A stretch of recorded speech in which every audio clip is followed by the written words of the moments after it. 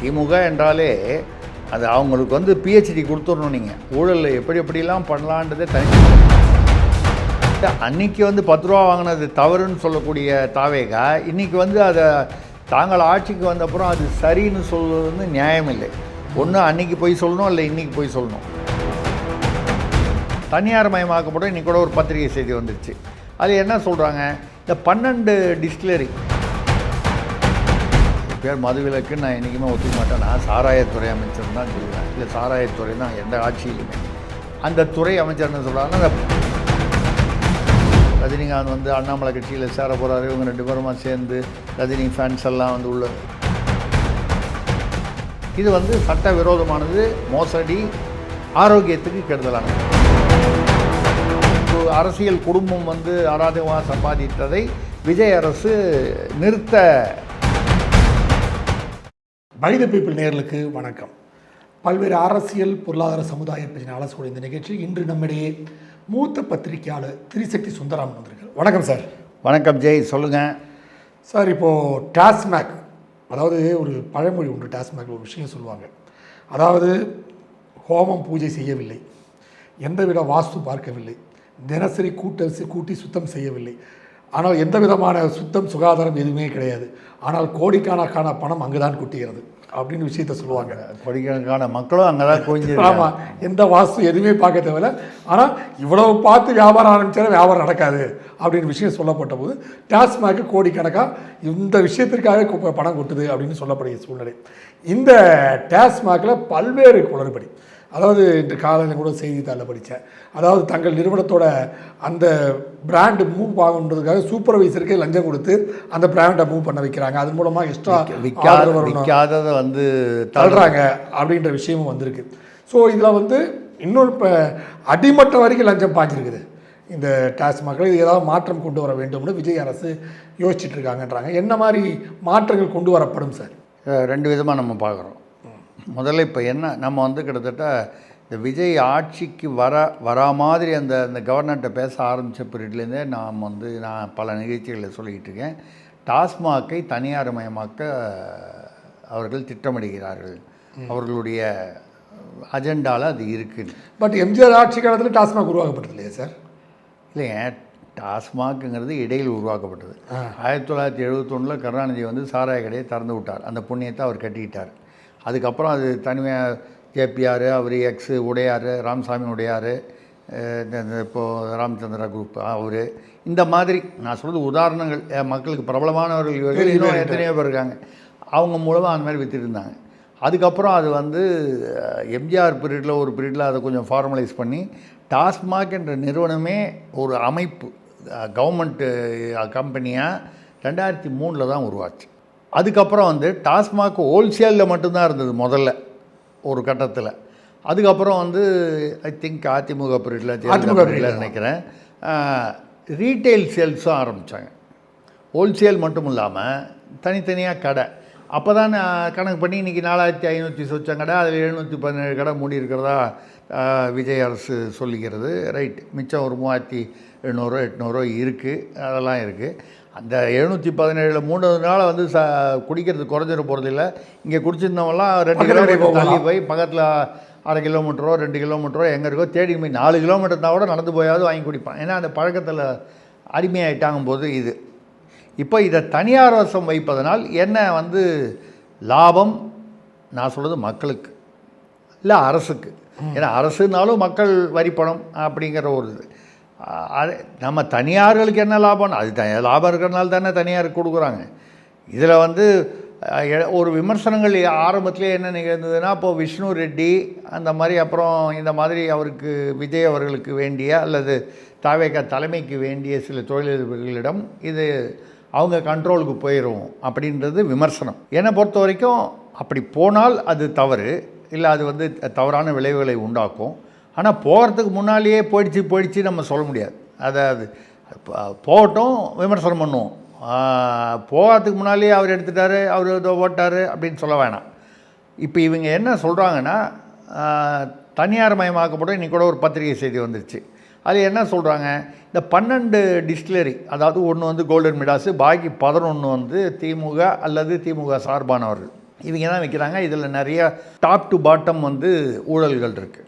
அது டாஸ்மாக் அவர் செந்தில் பாலாஜி இருந்தார், அவர் தம்பி அசோக் தான் வந்து தனியாக ஒரு டாஸ்மாக்கு இணையான ஒரு ஆர்கனைசேஷனை வச்சு அங்கே கரூரில் நடத்திட்டு இருந்தார். கரூரில் நடத்தியது, கோயம்புத்தூரில் மேட்டுப்பாளையத்தில் ஒரு ஆஃபீஸே வச்சு டாஸ்மாக் என்ன கணக்கு மெயின்டைன் பண்ணுமோ அங்கே மெயின்டைன் பண்ணி அதை எடிட் பண்ணி சென்சார் பண்ணி அதில் என்ன செய்யணுமோ எல்லாம் செஞ்சு அதுக்கப்புறம் டாஸ்மாக்கு வந்து ஐயா இதான் உங்கள் கணக்குன்னு அனுப்புகிற அளவுக்கு அது வந்து பேரலாக ஒரு கவர்மெண்ட் மாதிரி இப்போ வந்திருக்கா சார்.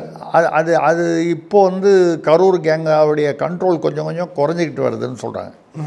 ஆங்காங்கு இருக்குது. ஏன்னு கேட்டால் அது அந்த சிஸ்டத்திலேயே ஊறி இருக்கும்போது அவ்வளோ சீக்கிரம் ஒரே நாளில் பிடிங்கி எரிஞ்சிட முடியாது சார். அதே மாதிரி அந்த 10 ரூபா வந்து பாலாஜிக்கு தான் அப்படி போயிட்டு இருக்குது. 10 ரூபா பாலாஜி அந்த 10 ரூபா போயிட்டு இருந்தாங்க. பட் ஸ்டில்லு எல்லா கடையிலையும் 10 ரூபா வாங்கிட்டு இருக்காங்க. இப்போ அந்த 10 ரூபா யாருக்கு போயிட்டு இருக்கு? சில இடங்களில் 20 ரூபாயை வாங்கிட்டு இருக்காங்க. இந்த 10 ரூபாங்கிறது எல்லா இடத்துலையும் இல்லை, சில இடங்களில் 20 ரூபாய் வாங்கிட்டு இருக்காங்க. இப்போ வந்து அதில் தான் அந்த விக்னேஷ் அவர் அந்த துறை அமைச்சர், அது பேர் மதுவிலக்குன்னு நான் என்றைக்குமே ஒத்துக்க மாட்டேன். நான் சாராயத்துறை அமைச்சர் தான் சொல்லுவேன். இல்லை சாராயத்துறை தான் எந்த ஆட்சியிலையுமே. அந்த துறை அமைச்சர் என்ன சொல்கிறாங்கன்னா, அந்த 10 ரூபாய்க்கு வந்து அவங்க பணியாளர்கள்லாம் செலவெல்லாம் இருக்குது அப்படின்னு சொல்கிறாரு. என்னை பொறுத்த வரைக்கும் என்னென்னா, இது அரசியல் ரீதியாக, ஏன்னா அன்றைக்கி வந்து இதே 10 ரூபா பாலாஜின்னு பாட்டு பாட போய் தான் கரூரில் அந்த நெரிசல் வந்ததுக்கு காரணமே அது ஒரு காரணமாக சொல்லப்படுகிறது.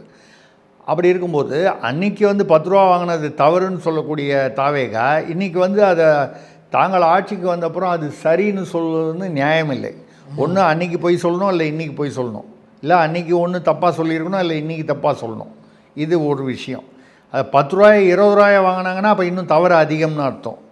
இதை தாண்டி இப்போ என்ன சொல்கிறாங்கன்னா, 90 ரூபா வந்து கேஸுக்கு, ஒரு கேஸ்னால் 24 இல்லை 36 அந்த இதை பொறுத்து இருக்கும். 90 ரூபா வந்து லஞ்சமாக கட்சி நிதி என்று போனது. Party fund. இந்த பார்ட்டி ஃபண்டை பற்றி இடியே வந்து ஹைகோர்ட்டில் அஃபிடவிட்லாம் ஃபைல் பண்ணியிருக்கு. 7.5லேருந்து 10% பார்ட்டி ஃபண்டு. அந்த பார்ட்டி ஃபண்டு வந்து முன்னாள் முதல்வர் ஸ்டாலின், துணை முதல்வர் உதயநிதி கண்ட்ரோலில் தான் அது இருந்துச்சுன்ற அளவுக்கு அவங்க ஆவணங்களோடு கொடுத்துருக்காங்க. அதெல்லாம் தான் பெண்டிங் இருக்குது அந்த கேஸு. இனிமேல் இப்போது செந்தில் பாலாஜி பேரில் அந்த போக்குவரத்து கேஸு மறுபடியும் எடுத்துட்டாங்க. KNR பேரில் வருது. அதே மாதிரி இந்த வழக்குகளாமும் விரைவுபடுத்தப்படலாம், வேகப்படுத்தப்படலாம். அதில் இன்னும் பல உண்மைகள், இதுவரை வராத உண்மைகள், இல்லை அரைகுறையாக வந்த உண்மைகள் முழுசாக வரலாம். இது இருக்கும் பொழுது நம்ம என்ன சொல்கிறோன்னா, அந்த 90 ரூபா வந்து மக்களிடம் வசூல், அதாவது குடிமக்களிடம் வசூல் பண்ணுறதில்லை. டிஸ்டிலரியிலேருந்து கேஸுக்கு 90 ரூபா கொடுத்து கட்சி நிதிக்குன்னு போனதை இப்போ கட்சி நிதிக்கு பதிலாக அரசுக்கு போகணுன்றாங்க. ஸோ இப்போ டிஸ்டிலரிக்கு தான் அது வந்து கட்சி நிதிக்கு போனால் என்ன, ஜெகத் ரட்சன் வச்சுருக்காரு, டிஆர் பாலு வச்சுருக்காரு, கால் வாசுதேவன் வச்சுருக்காரு, ஜெயமுருகன் வச்சுருக்காரு, வரிசையாக வச்சுருக்காங்க. இப்போ அதிலிருந்து டாஸ்மாக்கு அல்லது செந்தில் பாலாஜி ரெண்டும் கிட்டத்தட்ட ஒரே மாதிரி தான் இருந்தது. அவங்க வகைரா கரூர் கேங்கு போய் அது போனால் திருப்பி அதை சுற்றி எங்கே போகும்? எங்கே சுற்றியும் ரங்கண்ண தேடுன்னு சொல்லுவாங்க. ஸ்ரீரங்கத்தில் நீங்கள் எந்த தெருவை சுற்றி வந்தாலும் எங்கேயோ ஒரு இடத்துல நீங்கள் ஸ்ரீரங்கம் கோயில் வாசல் வந்துடும். எந்த தெரு வழியாக போனாலும் கோயில் வாசலுக்கு லீடு வந்துடும். எங்கே சுற்றியும் ரங்கனை சேவின்னு ஸ்ரீரங்கத்தில் சொல்லுவாங்க. டாஸ்மாகோட ஒப்பிடுறதுக்காக தப்பாக நினைக்கக்கூடாது. அது மாதிரி எங்கே சுற்றினாலும் அது செந்தில் பாலாஜி சுற்றி இருந்தது. இப்போ இது அந்த டிஸ்டிலரியிலேருந்து வசூலாகி டாஸ்மாக்கு கட்சி நிதிக்கு போனாலும் திமுகவுடைய டிஸ்டிலரிஸ்லேருந்து போய் திமுக குடும்பத்தினருக்கு போகுது. இப்படி தான் முன்னால் இருந்தது. இப்போ இதை வந்து அரசுக்கே வரணும் அப்படின்னு சொல்லி போட்டிருக்காங்க. ஒரு டிஸ்டிலரிஸ் வந்து அராஜகமாக சம்பாதித்த, இல்லை ஒரு அரசியல் குடும்பம் வந்து அராஜகமாக சம்பாதித்ததை விஜய் அரசு நிறுத்த முயற்சி எடுத்திருக்கிறார். இதையும் நம்ம வரவேற்கிறோம். இதை தாண்டி நீங்கள் வந்து வெளி மாநிலத்திலேருந்து நாங்கள் வாங்குவோன்னு சொல்லும்போது இவங்க இந்த வேண்டாத விற்காததெல்லாம் வந்து தள்ளி விடுறது. இதில் ஒரு குல்மால் ஒன்று பெரிய அளவுக்கு ஒரு குல்மால் ஒன்று நம்ம விசாரித்த வரைக்கும், ஆராய்ச்சி பண்ண வரைக்கும் அதை பற்றி வருவோம். அதை வந்து நீங்கள் வந்து பார்த்தீங்கன்னா இந்த வெளி மாநிலத்திலேருந்து வாங்கும்போது போட்டி அதிகமாகுது. அதில் குறைபாடுகளோ, அதில் வந்து ஆரோக்கிய குறைவான, குடிக்கிறதே ஆரோக்கிய குறைவு தான், அதில் ஒரு கம்பேரிசன், அவ்வளோதான். இது ரொம்ப மோசம், படுமோசம், இப்படி பல வகையில் நீங்கள் வச்சுக்கணும். அப்படி தான் நீங்கள் அதை பார்க்க முடியுமே தவிர, உண்மையாக சொல்ல போனால் சாராயத்தை இழுத்து எல்லாத்தையும் மூடிட்டு கள்ளுக்கடையை திறக்கலாம். இப்போ கூட சந்திரபாபு நாயுடு அவர்கள் வந்து ஒரு கிராமத்தில் போய் அவரே கல் குடிச்சிருக்காரு. எதுக்காகனா கல் வந்து உடலுக்கு ஆரோக்கியமானது. நான் கூட சொல்லியிருக்கேன் நிறைய இடத்துல. கேரளாவில் பெண்கள் வந்து வீட்டில் வந்து பண்டிகையும் போது கல் குடிக்கிற பழக்கம் உண்டு, இன்றைக்கும் உண்டு. அங்கே ஆப்பம் போன்றவை சமைக்கிறதுக்கே கல் அந்த கல் வந்து உடலுக்கு ஆரோக்கியமானது. அது வந்து போதை வஸ்துன்னு ஏதோ ஒரு காலத்தில் அது கொண்டு வந்துட்டாங்களே தவிர உண்மையிலேயே அது போதை வஸ்து இல்லை. லிமிட்டடாக சாப்பிட்ற வரைக்கும் அது ஆரோக்கியம். அதுக்காக வந்து எதுவுமே ஸ்வீட்டு பாயசம் சாப்பிட்ணுன்னா ஒரு கப்பு சாப்பிட்லாம். நீங்கள் பாட்டு ஒரு அண்டா நிறைய பாயசம் சாப்பிட்டா அப்புறம் எங்கேயோ போய் தான் உட்காந்துருக்கணும் நீங்கள். அது மாதிரி ஒன்று எல்லாத்துக்குமே ஒரு லிமிட் இருக்குது. இந்த மாதிரி விஷயங்களை வெளியிலேருந்து வாங்கும்போது போட்டி அதிகமாகும். இவங்களுக்கு அராஜக லாபம், இந்த அண்டர்ஸ்டாண்டிங்லாம் கம்மியாகும். அந்த வகையில் விஜய் அரசு எடுக்கும் முயற்சியை நாம் வரவேற்கிறோம். இது வந்து ஊழலை அல்லது அங்கே நடக்கக்கூடிய அந்த அராஜகங்களை, முறைகேடுகளை, ஆரோக்கிய குறைவான விஷயங்களை முடிந்தவரை குறைக்கிறதுக்கு வாய்ப்பு இருக்குது. என்ன சார், இன்னொரு விஷயம் என்ன சொல்கிறாங்கன்னா, இந்த ஆட்சியில் திமுக ஆட்சியில் டூப்ளிகேட் நிறைய உள்ளே இறங்கிச்சு. அதாவது வந்து உடலை கேடு கெடுக்கக்கூடிய நிறைய டூப்ளிகேட் நிறுவனம் கொண்டு வந்தாங்க. அதே மாதிரி ஒரு 100 பாட்டில்னா அதில் 50 பாட்டில் தான் ஒரிஜினலாக இருக்கும், இன்னொரு 50 பாட்டில் டூப்ளிகேட்டாக இருக்கும். அதில் கலவையே நிறைய மாற்று கலவை இல்லை. 80 பாட்டில் சப்ளை பண்ணிட்டு 100ன்னு கணக்கு வேறு. இந்த மாதிரி அதாவது எல்லா விதமாகவும் ஊழல். இங்கே திமுக என்றாலே அது அவங்களுக்கு வந்து பிஹெச்டி கொடுத்துடணும். நீங்கள் ஊழலில் எப்படி எப்படிலாம் பண்ணலான்றதை தனித்தனியாக தீசிஸ் பண்ணி அது பண்ணக்கூடியது. இப்போ வந்து நான் வந்து ஒரு முக்கியமான பாயிண்ட், இது வரைக்கும் பேசப்படாத ஒரு பாயிண்ட். இது வந்து நான் வந்து எனக்கும் டாஸ்மாக்குக்கும் வேறு எந்த தொடர்பும் கிடையாதுயா. இதை பாருங்கள், இவ்வளோ தான் நம்ம மேக்சிமம் குடிக்கிறது. அதனால் வந்து அதை பற்றி இல்லை. நம்ம சொல்கிறது என்னென்னால், டாஸ்மாக் அதை வந்து ஆராய்ச்சி பண்ணிங்கன்னா எந்த விஷயத்தையுமே நம்ம பேசுகிறதுக்கு முன்னால் ஒரு ஆய்வு பண்ணணுன்றது என்னுடைய எண்ணம். அந்த வகையில் பார்த்தீங்கன்னா கரும்புலேருந்து மொலாசஸ், கரும்பு சக்கையிலேருந்து சர்க்கரையெல்லாம் எடுத்துடுறாங்க. மொலாசஸ் சக்கை, இந்த சக்கையிலேருந்து வரக்கூடியது மொலாசஸ். இந்த மொலாசஸை வந்து அதுக்கப்புறம் ஃபர்தராக பண்ணும்போது ரெக்டிஃபைட் ஸ்பிரிட், ஆர்எஸ் என்ன கஷ்டம்னா அமிலம் மாதிரி இருக்கும், ஆசிட் மாதிரி. அது அப்படியே குடிக்க ஆரம்பித்தா 6 மாதத்தில்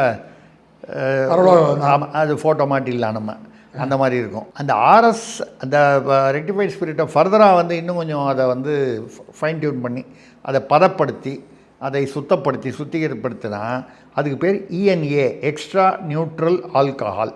இது வந்து ஒரு கேஸ்னால் நம்ம ஒரு 24 அல்லது 36 அந்த பாட்டில் சைஸுக்கு ஏற்ற மாதிரி அதுக்கு 9 லிட்டர் வந்து தேவைப்படுது. இந்த இஎன்ஏ, இந்த இஎன்ஏக்கு வந்து நிறம் கிடையாது, மனம் கிடையாது, தண்ணி மாதிரி இருக்கும் பார்க்கறதுக்கு. அது வந்து 41% தான், அதான் ஆல்கஹால். இந்த இஎன்ஏன்னு சொல்கிறது தான் நம்ம அந்த பாட்டிலில் இருக்கக்கூடிய ஆல்கஹால். இந்த இஎன்ஏ வந்து 41% இருக்கணுங்கிறது கட்டாயம். 41%, அதாவது கூட குறைச்சி இருக்கக்கூடாது. ஒரு 2 அல்லது 3% வந்து இந்த நிறம், மனம், அதாவது ஸ்ட்ராபெரி, ஆரஞ்சு, இந்த மாதிரி எதாவது ரோஸ் கலர், ஆரஞ்சு கலர், ஏதோ ஒன்று, இது ஒரு 2-3%. இப்போ மிச்சம் ஒரு 55-56% வந்து நம்ம சாதாரணமாக வந்து சுத்திகரிக்கப்பட்ட குடிநீர். இது சேர்ந்தது தான் சாராயமாக இருக்க வேண்டியது. ஆனால் திமுக சார்ந்த அந்த திமுக ஆட்சியில் என்ன நடந்ததுன்னா, இந்த இஎன்ஏ வந்து இந்த ஆர்எஸ்ன்னு சொன்ன பாருங்கள், இதை போல் 4 மடங்கு விலை. இந்த இஎன்ஏ வந்து ஒரு கேஸுக்கு 9 லிட்டர் யூஸ் பண்ணணும் இல்லையா? 9 லிட்டரு இஎன்ஏ யூஸ் பண்ணாமல் 4 லிட்டரு இஎன்ஏ யூஸ் பண்ணி 5 லிட்டரு ஆர்எஸ் ரெக்டிஃபைட் ஸ்பிரிட்டை கலந்துருவாங்க. இது வந்து சட்ட விரோதமானது, மோசடி, ஆரோக்கியத்துக்கு கெடுதலானது. இப்போ ஆர்எஸ் அதிகமாக அவன் வந்து சாராயம் குடித்து அவன் 5 வருஷத்துலேயோ 10 வருஷத்துலேயோ செத்து போகிறவன் 6 மாதத்துல செத்து போயிடுவான். இல்லை சார், பல கிராமங்களில் கள்ளக்குறிச்சியிலலாம் நடந்துச்சு பார்த்தீங்கன்னா சார், கள்ளச்சாராயம்னு சொல்ல அது பூரா அந்த கள்ளச்சாராயம் பூரா ஆர்எஸை வச்சு தான், இஎன்ஏ கிட்டே போக மாட்டாங்க. அது சாப்பிட்றதா கண்ணு போகிறது போன்ற விஷயங்கள் நடக்குது இல்லையா? கண்ணே போயிடும், இல்லை வந்து கை கால் விழுந்துடும். அது காரணம் அந்த ஆர்எஸ்ஸாவே. அந்த ஆர்எஸை வந்து இஎன்ஏ ஆக்கி பண்ணும்போது அது ரொம்ப, அதனால் ஆரோக்கியம்லாம் வந்து முத்துசாமி அவர்கள் அமைச்சர் வந்து காலையில் அது சாப்பிட்டா தான் வேலைக்கே போக முடியும்லாம் பில்டப் கொடுத்தாரு. நம்ம அதெல்லாம் அந்த பொய்யெல்லாம் நம்ம நம்ப தயாராக இல்லை. ஓரளவுக்கு அந்த அதாவது ஆரோக்கிய இது வந்து அஃபெக்ட் ஆகிறது கொஞ்சம் குறையும். இதில் வந்து இந்த இது வந்து என்னுடைய தனிப்பட்ட கருத்து. இதை வந்து முதல்வர் விஜய்க்கும் அவருடைய அரசுக்கும் நம்ம வந்து பை த பீப்புள் மூலமாக இதை வைக்கிறோம். என்னென்னா, இந்த இஎன்ஏவை இப்போ எங்கேருந்து வாங்குறாங்க? டிஸ்டிலரிஸ் வாங்குறாங்க. யார் ப்ரைவேட் டிஸ்டிலரி அவங்க வாங்குறாங்க. அதுக்கு பதிலாக டாஸ்மாக் தான் இதை வாங்க முடியும், விற்க முடியும் தமிழ்நாட்டில்னு ஒரு ரூல் கொண்டு வந்துருங்க. முறைப்படி எங்கே வாங்கணுமோ அங்கே வாங்குங்க. ஒரு லாபம் வைத்து, எந்த விதத்துலேயுமே லாபம் இல்லாமல் இருக்க முடியாது, ஒரு நியாயமான லாபம் வைத்து அவங்ககிட்ட வாங்குங்க. இல்லை என்ன அட்வான்டேஜ்னு கேட்டால், இப்போது டிஸ்டிலரி எதுக்காக சொல்கிறேன்னா, அந்த டிஸ்டிலரி இருக்குது பாருங்கள், இப்போ வந்து இந்த செந்தில் பாலாஜி தம்பி இந்த வழக்கு வரும்போது இடி வந்து என்ன பண்ணாங்க, டாஸ்மாகில் மட்டும் ரெய்டு பண்ணாமல் இந்த டிஸ்டிலரிலாம் போய் ஆடிட் பண்ணுறேன்னு போனாங்க. உடனடியாக அதுக்கு வந்து போய் அவங்க டிஸ்டிலரி சார்பாக அங்கங்கே போய் ஒரு தடை வாங்கிட்டாங்க. இடி டாஸ்மாக் தான் அவங்க கண்ட்ரோலில் வருமே தவிர நான் ப்ரைவேட்டு, இடி வந்து என்னை தொட முடியாது, எனக்குன்னு தனியாக ஆடிட்டர் இருக்கான், அது இருக்கான் அது இருக்கான்னு சொல்லி ஏதோ பண்ணி அதை தடை பண்ணிட்டாங்க. எதனால் இப்போ இந்த பிரச்சனை வருது? இஎன்ஏவை அவன் வந்து குல்மால் பண்ணி ஆர்எஸை அதிகப்படுத்தி இஎன்ஏவை கம்மிப்படுத்துனதுனால. இந்த இஎன்ஏவை நீங்கள் இங்கே தான் வாங்கணும்னு சொன்னீங்கன்னா ஒரு பெரிய கணக்கு இருக்குது. இவ்வளவு அதான் நான் சொன்னேன், 41%. 41% இஎன்ஏ யூஸ் பண்ணால் ஒரு பாட்டில் வருது சாராயம் அல்லது மது நீங்கள் சொல்கிறது. அப்போ எவ்வளவு இஎன்ஏ அவன் வாங்குறான், அப்போ அவனுடைய டோட்டல் ப்ரொடக்ஷன் என்ன அப்படிங்கிறத ஒரு ஃபார்முலா கணக்கு போட்டிங்கன்னா வேறு ஏதாவது அவன் குல்மால் பண்ணுறானா டூப்ளிகேட் கலக்கிறானான்றது ஈஸியாக வெளியில் வந்துடும். கண்டிப்பாக இதில் வந்து முக்கியமானது நான் சொல்கிறது, ஒன்று மக்களுடைய உயிர் பாதுகாக்கப்படும். அட்லீஸ்ட் குறைந்தபட்சம் அவனோட ஆரோக்கியம் கொஞ்சம் வருஷத்துக்கு அவன் குடும்பத்துக்கு வந்து எக்ஸ்டெண்ட் ஆகும். ஒன்று, இது ஒரு மக்களுடைய உயிர் சம்மந்தப்பட்டது. ரெண்டாவது, இப்போ கிட்டத்தட்ட 50-55,000 இது இப்போ டாஸ்மாக் சில்லறை வருமானம், சில்லறை இது மூலமாக வருமானம் வருது. இந்த வருமானம் இஎன்ஏவை நீங்கள் வந்து அரசே வாங்கி விற்குமானால் பாதுகாப்பை தாண்டி இன்னொரு 25,000-30,000 கோடி அரசுக்கு லாபம் வரும் இஎன்ஏவை விற்கிறதுனால. இதனால் வந்து மதுவுடைய விலை ஏறாது. இப்போ மது அது தெரில என்னமோ 240 ரூபாங்கிறாங்க, 200 ரூபாங்கிறாங்க, அது எக்ஸ் விலைன்னா அந்த எக்ஸ் விலையிலேயே தான் நீங்கள் கொடுக்கலாம். மது விலை ஏற்ற வேண்டிய அவசியம் இல்லை. ஆனால் இந்த டிஸ்டிலரிக்காரன் அராஜகமாக சம்பாதிக்கிற லாபத்தையும் மோசடியும் தடுத்து நீங்கள் பாதுகாப்பு மட்டும் இல்லாமல் 50,000 இன்றைக்கி வருவானது கிட்டத்தட்ட ஒரு 80,000 வருமானம் கொண்டு வந்துடலாம். இதை வந்து அரசு வந்து பரிசீலிக்க வேண்டும். செய்தால் டிஸ்டிலரி செய்யக்கூடிய குல்மால்கள் குறைஞ்சிரும். ரெண்டாவது, நீங்கள் வெளியிலேருந்து வருது பாருங்கள், வெளி மாநிலத்திலேருந்து வரும்போது அதுவும் வந்து இதற்கு உதவி செய்யும், போட்டி அதிகமாகும். ரெண்டாவது, அவனுக்கு வந்து இஎன்ஏ நீங்கள் அவனை எப்படி நம்மகிட்ட இஎன்ஏ வாங்க வைக்கிறதுன்னா, வெளி மாநிலத்திலேருந்து வரும்போது அவன்கிட்ட இஎன்ஏ சர்டிஃபிகேட்டோடு வரணும். இந்த மாதிரி ஏதாவது ஒரு எல்லாத்துக்குமே ஒரு விதிமுறை இருக்கும். உள்ளூர்லேருந்து வந்தால் இஎன்ஏ எங்கிட்ட வாங்கணும் தமிழ்நாட்டில், வெளியிலேருந்து வந்தால் இஎன்ஏக்கு வந்து நம்ம குவாலிட்டி இந்த சுற்றுச்சூழல் மாதிரி ஒரு சர்டிஃபிகேட் ஒன்று வாங்கிட்டு வரணும். இப்படி கொண்டு வந்தால் இதில் நிச்சயமாக வந்து இருக்கும் டாஸ்மாகை ஒரே நாளில் மூடணும்னா இது வந்து கண்டிப்பாக சார் ஆகாது. ஆமாம், இது ஒரு விஷயம். இன்னொரு விஷயம் வந்துங்க, வி த லீடர் அண்ணாமலை அவர்கள் நாளைக்கு ஒரு செய்தி வந்துச்சு, நாளைக்கு வந்து கோவை விமான நிலையத்துக்கு வருகிறார், எல்லாம் வரவேற்க வாருங்கள், வி த லீடர்ஸ் தொண்டர்கள்லாம் போட்டிருக்காங்க. அவர் எங்கே இருக்கார், இப்போது என்ன பண்ணிகிட்டு இருக்கார் சார்? அது எனக்கு கிடைத்த தகவலில் அவர் வந்து இமயமலைக்கு சென்றிருப்பதாக சொல்கிறார்கள். அது ஒரு ஆன்மீக பயணமாக போயிருக்கிறார். இன்ஃபேக்ட் அது விஷயம் அவர் ரஜினிகாந்த் அவர்கள் சூப்பர் ஸ்டார் ரஜினிகாந்தை பார்த்தோன்னே ரஜினிகாந்த் வந்து அண்ணாமலை கட்சியில் சேர போகிறாரு, இவங்க 2 பேருமா சேர்ந்து ரஜினி ஃபேன்ஸ் எல்லாம் வந்து உள்ளது, இதெல்லாம் வந்து பத்திரிகைகளுடைய மீடியாவுடைய யூகங்கள். ரஜினிகாந்த் அரசியலில் வரணுன்னா இன்றைக்கே வந்திருப்பார். பட் ரஜினிகாந்த் மாப்பிள்ளை விசாகன் வரப்போகிறாப்லன்னு சொல்லியிருக்காப்புல அவருக்கு கூட. அது வரலாம். ஏங்க மூக்க அழகிரியோட மகள் கயல்விழி வர்றான், அது மாதிரி அதாவது திமுக குடும்பத்துலேருந்தே வராங்க. ரஜினிகாந்த் குடும்பத்துலேருந்து வர்றதை யார் தடுக்க முடியும்? அது ஒன்றும், அவர் வரலாம், அவருக்கு பதவிகள் கூட கொடுக்கப்படலாம். அதெல்லாம் வந்து ரஜினிகாந்த் இன்டைரக்ட் ஆசீர்வாதம் இருக்கு இல்லையா? இல்லை நமக்கு கிடைத்த தகவல் ரஜினிகாந்தை சுற்றி உள்ள அந்த அந்த அந்த நெருக்கமான வட்டாரங்கள், இவர் இமயமலைக்கு போனோம், அது கிட்டத்தட்ட அந்த ஆன்மீக விஷயத்தில் ரஜினிகாந்தை பின்பற்றி அவர் எப்போவுமே ஆன்மீக விஷயத்தில் ஒரு பிற்காலத்தில் வந்து பார்த்திங்கன்னா வந்து ஒரு ஈடுபாடு அவர் அதெல்லாம் உண்டு. அந்த வகையில் இமயமலைக்கு அடிக்கடி வருஷம் போவார்.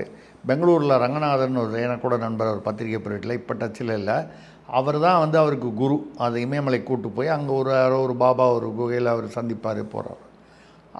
அதுக்கப்புறமும் அவர் வந்து ரெகுலராக போயிட்டு வந்துட்டு இருப்பார். ஏதோ ஒரு அமைதியாக போயிட்டு வருவார். அது ஒரு பெரிய விளம்பரம் இல்லாமல் அந்த இமயமலைக்கு போய் அந்த தியானம் எப்படி பண்ணணும், அதுக்கு என்ன முறைகள், வழிபாட்டு ஐயப்பன் கோவில் சபரிமலைக்கு போகணுன்னா அதுக்குன்னு சில வழிபாட்டு முறைகள் இருக்குது. அந்த மாதிரி இந்த இமயமலை பயணத்துக்கான வழிகள், அதுக்காக தான் அவர் ரஜினிகாந்தை சந்தித்தார். அதுக்குள்ளே நம்ம மீடியாவில் வேறு மாதிரி பரவிடுச்சு. இப்போ இமயமலைக்கு போயிருக்காரு, இது ஒரு விஷயம். ரைட்டு, இமயமலைக்கு போனால் நல்ல விஷயம், ஒரு ஆன்மீக சுத்திகரிப்பு, தவறில்லை, அது செய்துட்டு போட்டோம். அவருக்கும் திருப்தி, ஒரு நல்ல அமைதி கிடைக்கும். அடுத்தது அவர் வந்து என்னென்னா